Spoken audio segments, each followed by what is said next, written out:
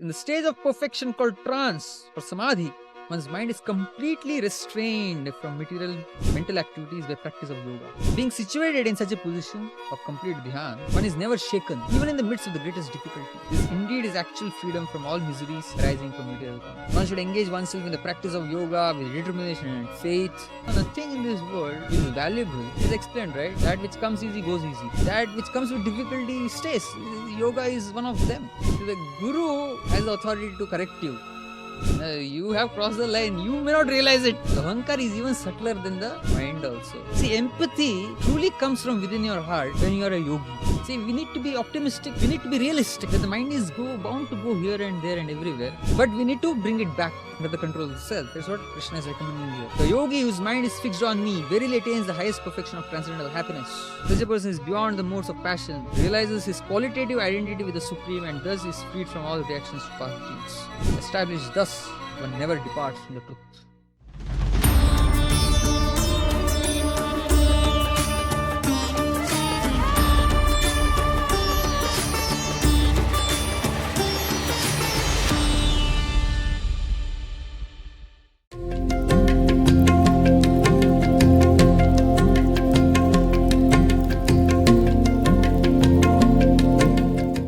Ram Prabhuji. So last time we started with our chapter 6 really, and we discussed how we control our mind. And then after that you talked about the balance between sleep, work, recreation, and all of this in preparation for dhyana. And my simple question is, I can't have it do it. It is, if you think about it, I've gone through, let's say, all those phases of karma yoga. I've become a sort of a sannyasi karma type. I've reached that level. Now you're telling me, hey, control your mind also. And then you're telling me, bring about all of this balance before you can even start meditation. Sounds very undoable. Yeah. See, very interestingly, the question that Krishna puts forward in this section is along the same lines. He says that this Dhyana Yoga seems to be beyond my reach. Arjuna, you mean? Arjuna, I'm sorry. Yeah. Arjuna is telling that this Dhyana Yoga seems to be beyond my reach. Yeah, it looks like that. Yeah. And then Krishna, he explains how exactly to go about controlling the mind. And these things are going to come That's ahead. the second part. Right? Yeah, the second part. So before we come to that, Krishna speaks a few more verses regarding Dhyana Yoga. I and Arjuna are in the same boat. Yes. We are all in the same boat. Okay. And then Krishna, he uses a very beautiful analogy of a person who is on the platform of Dhyana Yoga to explain such a person. As a lamp in a windless place does not waver, so the transcendentalist whose mind is controlled remains always steady in meditation on the transcendental self. So mind control is important to focus on the transcendental self. That's what Krishna is telling there. In the next set of verses he says, in the stage of perfection called trance or samadhi, one's mind is completely restrained from material mental activities by practice of yoga. This perfection is characterized by one's ability to see the self by the pure mind and to relish and rejoice in the self. In that joyous state, one is situated in boundless transcendental happiness, realized through transcendental senses. Established thus, one never departs from the truth. And upon gaining this, such a person thinks there is no greater gain. Ultimate perfection, you have that sense that you have attained it. I'm getting a feeling like there is a very nice big rasgulla on that table. It is decorated with all pista, kaju, everything. But it's telling me you can't get it. You must do all of this, and then only you can reach out to that. Really. Yeah, Arjuna's dilemma is going to be exactly that now. Okay. So Krishna is telling, being situated in such a position of complete dhyan, one is never shaken, even in the midst of the greatest difficulty. This indeed is actual freedom from all miseries arising from material contact. Right? And these are very inspiring verses. One should engage oneself in the practice of yoga with determination and faith and not be deviated from the path. One should abandon without exception all material desires born of mental speculation and thus control all the senses on all sides by the mind. So, with determination, one should practice. Determination and faith, one should practice the principles of yoga. That's what Krishna is explaining in these verses. And Prabhupada's purport is also very interesting here. It's very inspiring here. He makes statements like, success is assured for the rigid practitioner. And then he makes a very interesting statement also in the purport and explanation. He says that God helps those who help themselves. See, if we try our best, God will help us. And he gives an example, I think this is from Panchatantra or somewhere, the story of a sparrow and Garuda. Garuda is a carrier of Lord Vishnu. It's a very powerful bird. So once it is explained that the sparrow laid its eggs on the shores of the ocean, and a high tide took those eggs into the ocean.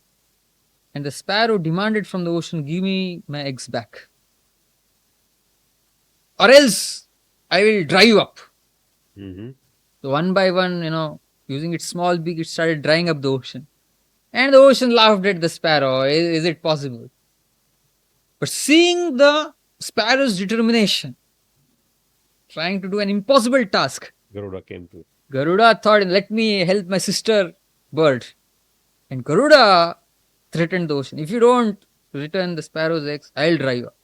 And then the ocean took Garuda seriously and returned the eggs. So the point here is, we are like that sparrow. See, spirituality is not easy. You see, especially because in the modern day world, we don't have a spiritual background to begin with. So it might seem to be a very uphill task. But it's explained that when we take one step towards Krishna, he takes 10 steps towards us. So we try our best and he will do the rest. So very hope-giving explanations to these verses Prabhupada gives.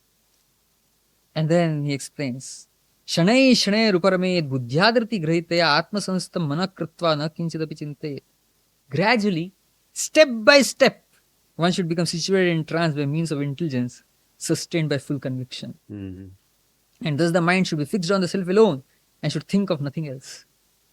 Step by step, it's a gradual process. See, it's not that, overnight things are going to happen here. Patience is required. And we shouldn't have unrealistic expectations. Krishna is preparing us. It's a slow process. Slowly but surely. Nothing in this world which is valuable is explained, right? That which comes easy goes easy. That which comes with difficulty stays. Yoga is one of them. So, gradually, step by step. And the first method is to be intellectually convinced. Gradually, step by step, one should become situated in trance by means of intelligence. See, that way scriptural study is very important. See, we need to use our intelligence to try to understand the scriptures here. The knowledge part. The knowledge. And once we are, to the extent we are convinced about what we are doing, to that extent we'll be able to focus the mind actually on what we are doing. And then, the mind can be controlled. Krishna is explaining here. From wherever the mind wanders due to its flickering and unsteady nature, one must certainly withdraw it and bring it back under the control of the self.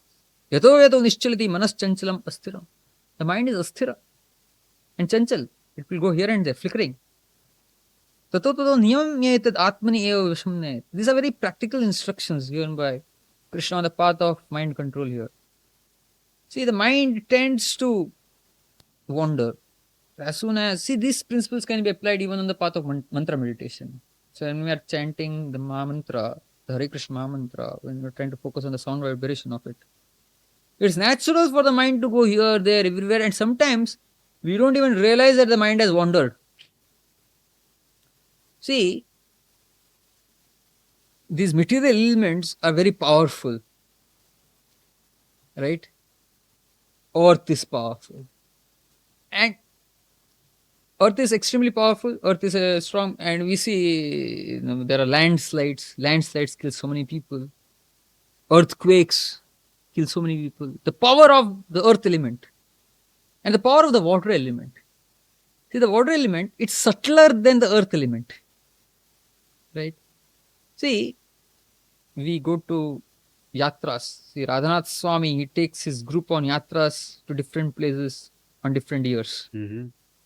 So sometimes we go to Vrindavan, sometimes we go to Mayapur on a yatra.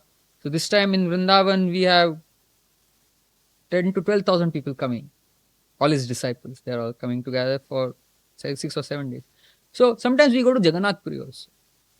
So Jagannath Puri, the ocean is extremely rough. I don't know whether you ever Yes, yes. Yeah. East Coast is Yes. part of that. So every time, whenever we go to Yatra on to Jagannath Puri, we are warned in advance. All the participants are warned. Be careful when you go into the sea. But inevitably, at least one person. See, people who know swimming, they have a high risk of getting drowned there. Overconfident. They are overconfident. And the tricky thing here is, somebody who was nearly drowning and then who escaped, he related this to me. Because, see, water is subtle. The ocean water is very subtle. You feel that I'm in control. And before you know, it's like very thin line. Suddenly you realize that the ocean is sucking you away inside and inside. Till one point, you don't even understand when you lost control. So if water can be so deceptive, fire, which is more subtle than water, is even more deceptive. See, fire, when it goes out of control, you never know. Correct. And it happens in a very short period of time. Very short period of time. It just jumps here, there, and the entire building could be on fire. What started as a small spark. And air is even subtler than fire also, and it is more deceptive than fire also. So that is why, liquid petroleum gas, cylinders, you add, because butane, I think, it doesn't have an odor. So some other chemical is added for odor, because you don't realize when it is escaped. So to contain fire is difficult, to contain air is more difficult, it's more subtler. Yeah. And subtler, much more subtler than the air is mind. See, we sit for meditation. See, in water, I said, you're swimming, and before you know, the water is taking you away into the interiors of the ocean. What to speak of the mind? You feel that you're completely controlling the mind and you're totally focused. Traveled somewhere else. You think, you're totally focused on the mantra, but before you know, the mind is going somewhere in the United States, sometimes to some other place. Mind is extremely deceptive. If the water, fire or air can be so deceptive, how much more deceptive is the mind? And the interesting part is, subtler than the mind is the ego or the ahankar. See, a lot of people, they feel I'm very humble. But the whole world knows that they're arrogant number one. Correct. So that is why, this is another reason why a person should be under guidance of a guru. See, the guru has the authority to correct you. Now, you have crossed the line, you may not realize it. So ahankar is even subtler than the mind also. So the mind, whenever you realize it, obviously it is going to deceive you and it is going to start wandering here and there. As soon as you realize that it has gone out of control, Krishna is telling you, bring it back under the control of the self. So this is practice. This practice. So even when we are doing mantra meditation, when we realize that the mind is wandering here, there, going everywhere, gently bring back the mind. See, it's like a child. A mother might be busy cooking in the kitchen. And the child, without the mother's knowledge, it might just wander away. And as soon as the mother realizes that, the mother gently brings back the mind.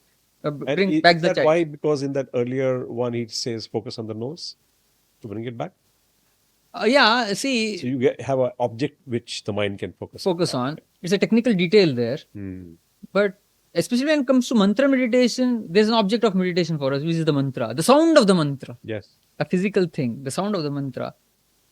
So we need to be gentle with the mind at the same time. We can't be too harsh with the mind, in the sense that being too harsh with the mind means to be very guilty, or to be dejected that I am not able to control the mind. See, we need to be optimistic. We need to be realistic that the mind is bound to go here and there and everywhere. But we need to bring it back under the control of the self. That's what Krishna is recommending here. And then he says, the yogi whose mind is fixed on me verily attains the highest perfection of transcendental happiness. Such a person is beyond the modes of passion, realizes his qualitative identity with the Supreme, and thus is freed from all reactions to past deeds. And then a group of verses like this. And then he makes a very interesting point here. Atmaupamyena sarvatra samam pashyati Arjuna sukham va yadiva dukkham sayogi paramamata. Who is the highest? One of the principles of a person who is on the platform of yoga is Param Yogi, is explained here. He is a perfect yogi who, by comparison to his own self, sees the true equality of all beings in both their happiness and their distress. Arjuna. See, Atmopamyena sarvatra. A true yogi understands that just like I am there, other living entities are also there. So just like I feel happiness, the other people also feel happiness. Just like I feel distress, the other people also feel distress. Such a person is empathetic. See, empathy truly comes from within your heart when you are a yogi. The hallmark of a yogi is empathy. See, in this world, somebody might be slaughtering a chicken, for example, but the person doesn't think in terms of, I am cutting the chicken's throat. If somebody cut my throat, how much it will pain me? If such a person gives such a thought that as much as I would be pained, the chicken is also pained, such a person will refrain from that activity. Correct. The person who is a yogi, who understands that every being is like me only, such a person will never harm others. In fact, such a person will try to uplift others. So compassion is a hallmark of a true yogi. That is explained here. So when Arjuna hears all these things, he's a little overwhelmed. And then he says, Arjuna, O Madhusudana, the system of yoga which you have summarized appears impractical Very good. and unendurable to me. Thank you, Arjuna. For the mind is restless and unsteady. And then he describes the mind. Oh, this is now Arjuna? Arjuna. I see. Chanchalam hi mana Krishna pramadi balavadhram tasyam nigraham manye vayo iva sadushkaram. The mind is restless. Arjuna's camp. Me too. Yeah. The mind is restless, turbulent, obstinate, and very strong, O Krishna. And to subdue it, I think, is more difficult than controlling the wind. Wow. Indeed, Arjuna had weapons through which he could control the elements. Vayu Astra, Agni Astra, all this he had. But he said that, I can control the wind also, but I can't control the mind. And he's describing the mind here. Chanchalam. Chanchalam is flickering. It runs here, there, everywhere, It's all over the place in no time. Pramati is very agitating. Balavat, strong. Dridam, obstinate. See, I use an analogy to explain this particular verse, which describes the mind symptoms, as Arjuna is explaining it here. See, you remember at IIT, I don't know, you might have been a very good student, isn't it? I wasn't such a good student, very honest with you. I was okay, but never a topper. So, typically in IIT, there are certain people who are toppers, and then there are people who study in between, but who study mainly before the examination. Maybe 1 week before the exam, and then the previous day of the exam. So, a person like that, for example, I'm just giving an example here. Such a person who is a student, and typically such people who are studying just prior to the examination, they photocopy the notes of the topper and study from that. I think that's true across all the IITs. So, suppose such a person, he has photocopied the notes of his topper friend, and then he is preparing himself to do a night out on the previous day of the end semesters. And on the previous night, suddenly he realizes that the notes is missing. It's the horror of horrors. Horror movie. So, such a person will display all these symptoms. Such a person will be restless, flickering. He'll go to one room, another room in search of the notes. Flickering. And then Pramati, very agitated, in an agitated way. Undoubtedly, yes. And then he'll be displaying a lot of strength. So, normally he might feel tired after visiting one or two hostels. I don't know, in our campus, the hostels were very far apart. So, to go from one hostel to another is like, 1.5, 2 kilometers. Normally it'll tire him, but that day, in search of the notes, He will do everything. he will do everything. He will travel maybe 5, 10 kilometers searching for the notes. Balavat, Dridam, and he's obstinate. Obstinate to find the notes. See, going by this analogy, the mind displays the symptoms of a person who is desperately searching for something. So if the mind is searching for something desperately, what is the mind searching for? Happiness. See, it's the emotional part of our psyche. We are looking for joy. We are looking for happiness in this world. Isn't it? Now imagine this particular person who is searching for the notes. He feels that I found the notes. Maybe, something that looks like his notes, he finds it in the room of one of his friends. And then when he goes further, picks it up in his own hands, he realizes it's not my notes. He'll become more restless. He'll become more agitated. He'll become more stronger and more obstinate. And then, again, somewhere else he feels that he found the notes. Again, he's disappointed. And the more he gets disappointed, the more he'll become flickering, the more he'll become agitated, the more he'll become obstinate. Correct. So similarly, the mind within the material realm is looking for eternal, unlimited happiness. So the mind is looking for eternal, unlimited happiness, and it gets false hopes on the material realm. I see. That's the subtlety. See, when you feel, okay, a lot of times we feel, if I get this, I'll be happy. And as I was explaining in a previous session, oftentimes the very object of, every time the thing that you think is going to give you happiness becomes a source of distress in due course of time. Yeah. And when that happens, the mind becomes all the more restless. So the mind has been experiencing for many lifetimes. It has been experiencing so many disappointments. Every time it feels that I have found the object, its hopes meets with disappointment, and it becomes more and more restless. Yeah. So what is happening is it's extremely restless right now.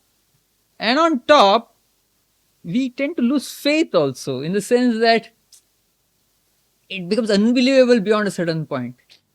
See, there was this person who goes to a sage, tells him that on the bank of this particular river, amongst the pebbles, you will find a pearl.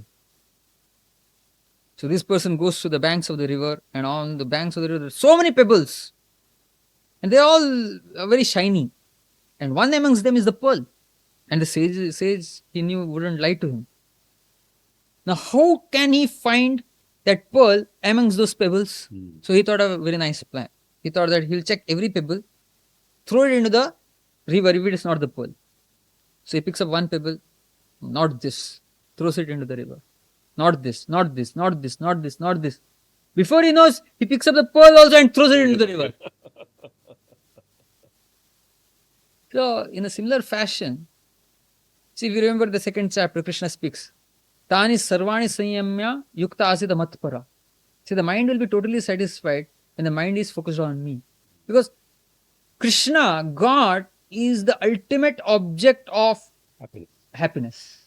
See, if the mind is focused on God, the mind can be completely satisfied. But unfortunately, because we have got so many bad experiences within this world, the mind finds it difficult to trust even when the object of meditation is God Himself. Before the mind is able to hold on to the object of meditation, it is ready to throw it out. So if only we have the patience to hold on to it a little longer, we start experiencing transcendental joy. Because we are now focusing on the supreme object of pleasure, which is God Himself. See, the name Krishna and Ram, Sarva Akarshati iti Krishna. Krishna is called Krishna because he is all attractive, and he is called Ram because he is the object of all pleasure. Ramyate is pleasure. So somebody who gives you pleasure is Ram. So Krishna, Ram, the names of Krishna and Ram is a source of ultimate joy, is a ultimate source of pleasure on the transcendental platform for the mind. So if only we are able to focus on the mind properly, then you can give rise to joy and happiness. So we need to practice. So we need to practice focusing. Despite the mind's disbelief, the mind should be forced to focus on the sound vibration, and then we'll be able to experience transcendental happiness. And that's exactly the solution that Krishna gives in the next verse to Arjuna's question. So Arjuna says the mind is so restless, and in response, what does Krishna says? Asamshayam mahabaho mano duruni graham chalam. See, Krishna is God. He has complete control over all the elements, including the mind. Mind is nothing but one of the material elements for him, which is subtle in nature. Right. But Krishna is so empathetic. He doesn't just dismiss Arjuna. He says, Asamshayam. Undoubtedly, the mind is difficult to control. See, this is a very deeply emotional point, You're carrying him along. Yes. Rather than dismissing it. No, not dismissing. So, Asamshayam mahabaho. Oh Mahabaho, oh mighty arm, I know you are very strong, but still even for a mighty person like you, it is very difficult to control the mind. I acknowledge that, Krishna says. Asamshayam Mahabaho mano dhurni graham chalam. The mind is very difficult to curb. But what is the solution? Abhyasena tu kaunteya. Practice. Vairagyena jagrayate. Abhyas. You need to practice. Practice to focus the mind on spiritual activities. And try to detach yourselves from materialistic activities. Because the further you meddle with unnecessary materialistic activities, Karma Yoga is different here. To be engaged in a prescribed duty is better, but unnecessarily meddling in materialistic affairs is not required. It leads to further disappointment of the mind, basically. That we've seen in the past also. So, when the mind is further disappointed, it becomes even more difficult to control it. So, Vairagya and Abhyas. If you practice Vairagya from unnecessarily materialistic activities and practice Abhyas on spiritual activities, in due course of time, you'll be able to control the mind. Even though it is difficult, it will be possible in due course of time. So, Vairagya means, that Yama Niyama I was explaining, the don'ts, avoiding intoxicants, avoiding immoral activities, and trying to follow a vegetarian diet. You see, these all are recommended principles, avoiding meat eating and avoiding gambling. So these are unnecessary distractions for the mind. So these are Vairagya. We try to steer the mind clear of these activities which agitate the mind further. See, all these activities agitate the mind further. Intoxicants agitate the mind, meddle with the mind. Illicit sexual affairs also meddle with the mind unnecessarily. They agitate the mind. Gambling extremely agitates the mind. Correct. And meat eating also has karmic influences on the mind. So we practice Vairagya from these unnecessary activities and do Abhyas. Try to focus on spiritual activities. And the key one really is the Abhyas piece. Yes. Practice. Yes. Have patience and practice it. Practice. And that's what Krishna is recommending here. But at the same time, Krishna gives a warning. For one whose mind is unbridled, self-realization is difficult work. You need to try to control the mind. But he whose mind is controlled and who strives by appropriate means, striving, is assured of success. Hope giving. You are assured of success if you are sincerely trying. That is my opinion, Krishna says. Now Arjuna... Actually, Krishna is saying it with a lot of humility himself. Huh? Yeah. So now Arjuna has another question. Oh Krishna, what is the destination of the unsuccessful transcendentalist? I see. who in the beginning takes to the process of self-realization with faith, but who later desists due to worldly mindedness and thus does not attain perfection in mysticism. See, the material attractions of this world are pulling you, and you are trying to swim against the current here on the path of self-realization. You Suppose started on that path, you started on the path. but something is magnetically again drawing you back again. Yeah, and suppose you end up being unsuccessful. O mighty armed Krishna, does not such a person who is bewildered from the path of transcendence fall away from both spiritual and material success and perish like a riven cloud with no position in any sphere? My See, God. see, this is a very desperate question that Arjuna is asking here. See, I have embarked on the spiritual path and it's not so easy. The mind is so restless. Suppose I embark on the path and it involves some amount of sacrifice on the material plane, obviously. Correct. And then you embark on, and if you're unsuccessful, Then what happens? dhobhi ka kutta na ghar ka na ghat ka. Correct. I don't have spiritual perfection also. I have no material enjoyment also. I am lost in between. Yeah. So what will be my destination? In desperation, Arjuna is asking this question. This is my doubt, O Krishna, and I ask you to dispel it completely. But for you, no one is to be found who can destroy this doubt. In response, Shri Krishna says, Son of Pratha, a transcendentalist engaged in auspicious activities does not meet with destruction either in this world or in the spiritual world. One who does good, my friend, is never overcome by evil. So there is no destruction. See, Partha Nemaya Namutra Vinashas Tasya Vidyate Nahi Kalyana Krit Kasya Durgatim Tata Gacchati. So Krishna addresses Arjuna by the word Tata. See, Tata is a very affectionate way of addressing a subordinate, one's own child. It's a very kind way of addressing somebody. My dear, something like that. My dear. So, Tata. So, Krishna is again displaying empathy here to Arjuna. Hey, don't worry. Come on, don't worry. Cheer up. There's no destruction. Somebody who takes to spiritual activity is never destroyed. Correct? Does not meet with destruction either in this world or in the spiritual world. And then he goes further. He says, the unsuccessful yogi, after many, many years of enjoyment on the planets of the pious living entities, is born into a family of righteous people or into a family of rich aristocracy. So the unsuccessful yogi is sent to the higher planets, to the heavenly planets. The unsuccessful yogi, after many, many years of enjoyment on the planets of the pious living entities, the heavenly planets, he goes to the heavenly planets, and then when he is born again on the earthly planet, such a person is born in the family of righteous people or into the family of rich aristocracy. Now, an unsuccessful yogi, why such a person goes to heavenly planets? He doesn't get nirvana, that's why. Yeah, see, first So of all, it's rebirth again. yeah, spiritual activities are pious by nature, so you become eligible for higher planetary system. Another way of understanding this is, the person became unsuccessful because such a person has a lot of attraction for Other materialistic tendencies. materialistic tendencies. Yes. So, see, Krishna, he's very kindly, okay, fine, you are attracted there, try it out. Okay, theek hai. See, it's like, the child. Like, I remember, there's a very famous restaurant in Udupi. It's called Diana. Heard of it? It's very famous, quite famous. There's very famous ice cream also there, Gadbad ice cream. So they used to put together all kinds of flavors together in one cup and give it vanilla, mango, strawberry, everything, or then some fruits also. It's called Gadbad ice cream.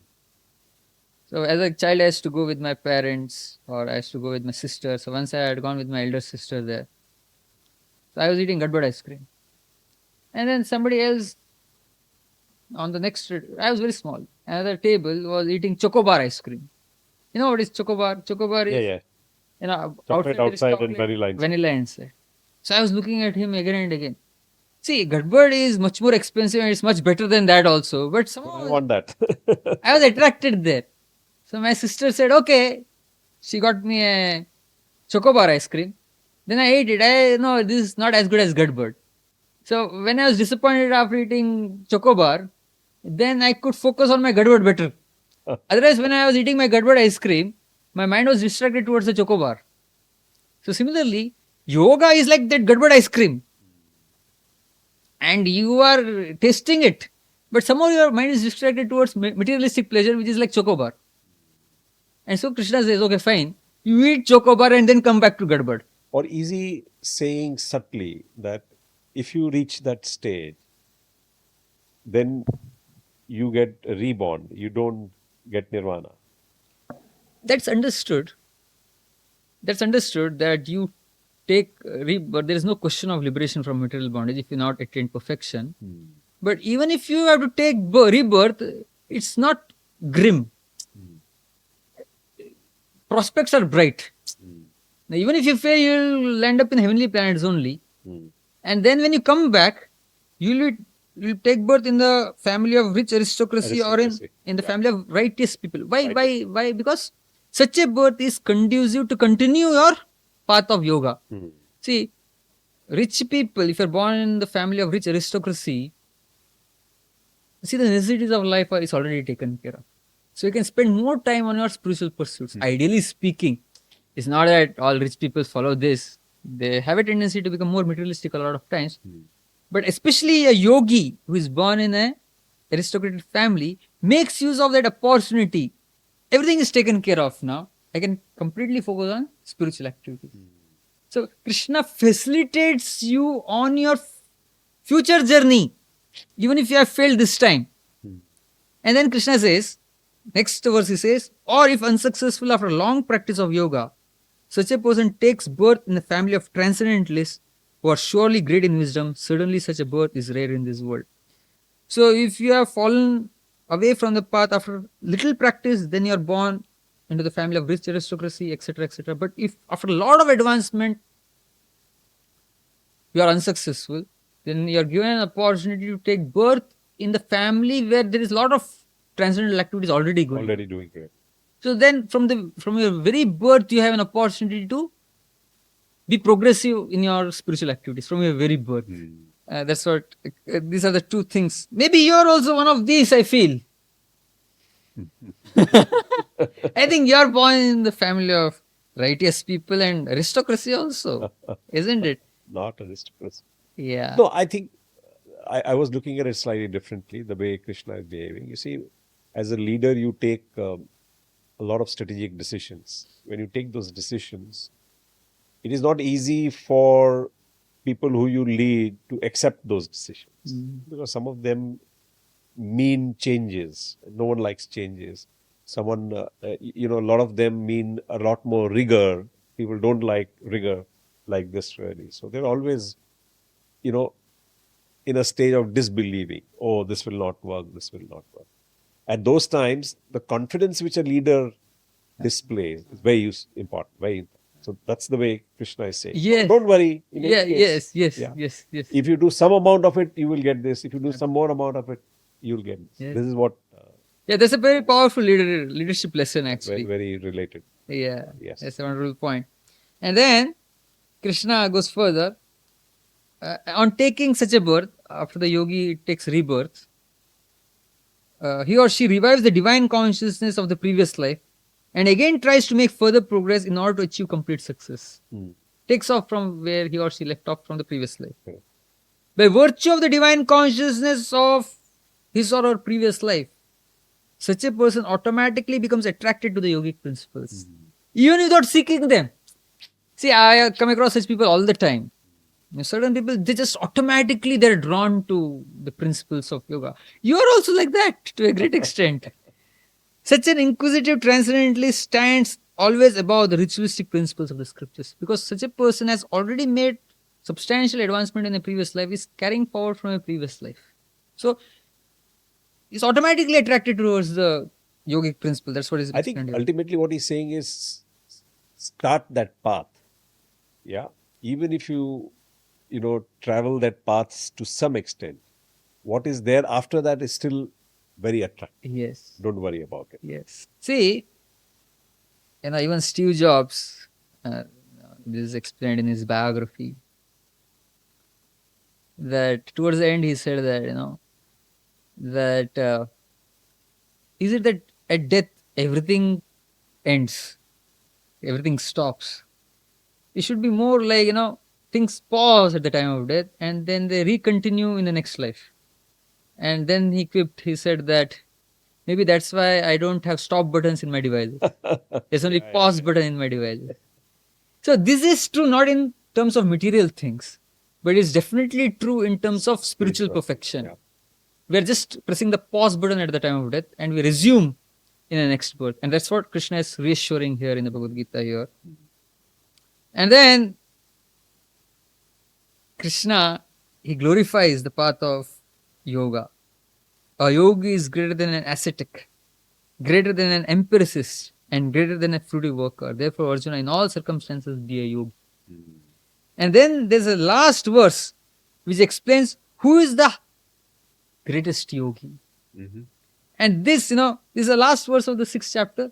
And I would like to club this last verse of the 6th chapter with the 7th chapter when we begin next time. Okay, great. Okay? Great. Okay then. Look forward to that. Looking forward to Okay, that. see you. Thank you. Thank you.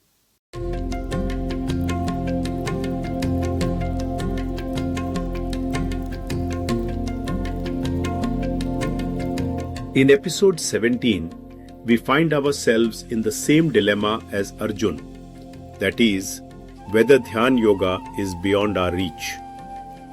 We are guided that spirituality is not easy and may seem an uphill task, but we need to approach it patiently, one step at a time. When we take one step towards God, God takes 10 steps towards us. We should also not have unrealistic expectations in the journey. Mind control is very important on the transcendental path. However, our mind tends to wander continuously and is drawn towards materialistic pleasures. We are cautioned that materialistic elements like the earth, the water, the fire, the air tend to be very deceptive, each one subtler and more deceptive than the other. The mind, however, is subtler than all these and even more deceptive. More subtler and even more deceptive than the mind is the ego. Hence the need to control them. Strong objectives are used by Arjun to describe the varying states of the mind. The mind is flickering, restless, agitated, turbulent, obstinate, and very strong. All characteristics of a person desperately searching for something. That something is happiness, eternal, unlimited happiness. And often the mind tends to get false hopes of happiness due to material pleasures. Krishna, as a great leader, gives us confidence that even if we are partially successful on the transcendental path, we don't need to worry about the uncompleted path. We just press a pause button at the time of death. We are told that the hallmark of a yogi is empathy and compassion. A yogi is greater than an ascetic is better than an empiricist, and an empiricist is better than a fruitive worker.